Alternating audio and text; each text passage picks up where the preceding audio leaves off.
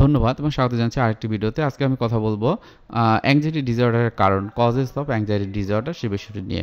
Anxiety disorder বা অন্যান্য মানসিক রোগের বিভিন্ন কারণ থাকতে পারে, তবে এই কারণগুলো আইডেন্টিফাই করা যায় তখনই যখন এমএসি বা মেন্টাল স্টেট এক্সামিনেশন আমরা করি, বা যেটাকে অনেক সময় ডায়াগনোসিসের একটা পার্ট হিসেবে বলা হয়ে থাকে। এখন অ্যাংজাইটি ডিসঅর্ডার বিভিন্ন রকমের লক্ষণের ভিতরে অনেক সময় আমরা বলি যে এটি জেনেটিক্যাল ফ্যাক্টর হিসেবে আসতে পারে, অর্থাৎ জিনগত কারণে। হয়তো বা পূর্বপুরুষের কারো ভিতরে অ্যাংজাইটি ছিল, সেই ক্ষেত্রে তাদের ভিতরে আসতে পারে। তারপর ব্রেন কেমিস্ট্রি ইমব্যালেন্স, আমাদের ব্রেনের ভিতরে বিভিন্ন রকমের সেরোটোনিন, ডোপামিন, নিউরোট্রান্সমিটারের যে ভারসাম্যহীনতা, এটার কারণে কিন্তু ভিতরে কিন্তু উদ্বিগ্নতা বা এই যে অ্যাংজাইটি হতে পারে। তারপর হলো যেটা হয় মানসিক চাপ বা ট্রমা। স্ট্রেস এবং ট্রমার ক্ষেত্রে কি হয়, শৈশবে মানসিক বা শারীরিক নির্যাতন, দুর্ঘটনা বা ভয়ঙ্কর কোনো অভিজ্ঞতা, কাজ বা ব্যক্তিগত জীবন রকমের যে অতিরিক্ত মানসিক চাপগুলোও কিন্তু অনেক ক্ষেত্রে ওই ব্যক্তির ভিতরে যে অ্যাংজাইটি হতে পারে।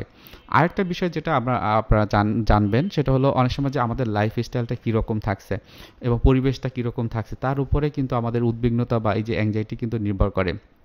এমন হতে পারে যে আপনি অতিরিক্ত ক্যাফেইন খেয়ে ফেলছেন বা অ্যালকোহল নিচ্ছেন।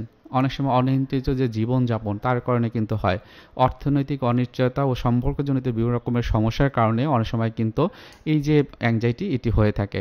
সো বিষয়গুলোর প্রতি খেয়াল রাখা এবং এর পরবর্তীতে আপনারা আসলে কি করবেন সেটি জানতে হলে আপনি কি আসলে অ্যাংজাইটির ভিতরে আছেন কিনা, বা অ্যাংজাইটির লক্ষণগুলো আপনার ভিতরে আছে কিনা, এবং আপনার ভিতরে এই যে ফ্যাক্টরগুলোর কারণে অ্যাংজাইটি হচ্ছে সেটা জানাও কিন্তু খুবই গুরুত্বপূর্ণ।